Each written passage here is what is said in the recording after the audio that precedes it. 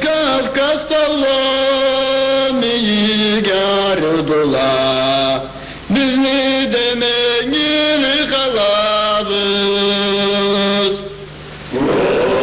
Siz dağcıların öldüz dağcılaydınız, sizden ayrılıp beraber. Uzağa ayrılıp ketip barabız, ömürden yaşayan tavlardan. Bizler gellege oyda boş durayız, dağlara sırtıla sevladım. İstavat saklagan bizni yiğitlerimiz, yüzümüzden kara buluyla. Yarım savatta oldu kara çayda, dallay yarılı durdu. İneklerimiz kalıba kettiler, eşikleri açılmaya küre.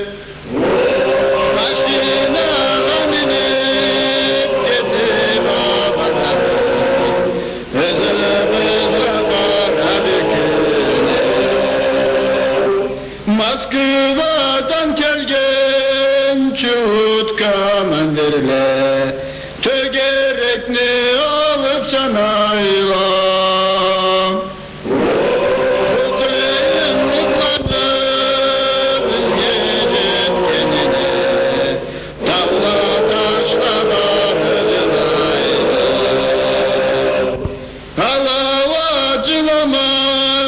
Kalayda yetişirler, kettiler dua çıkartları. Kazakstan'da devlet Türkiye'de bulandı, bu darlı kartları arttı. Bizni kartlarımız catallahu yallah, Allah cenazesiz duasız.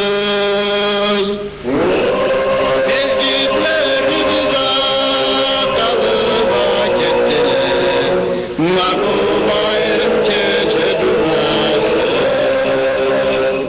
Beri kelgenlide oy bir köp bolgandı, oy Allah yürekte jarala.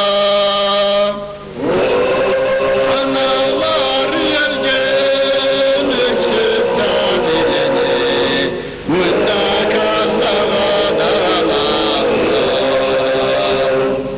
Aytır sözlerime oy bir de köptüler, aytıp kolumdan kelmeydi.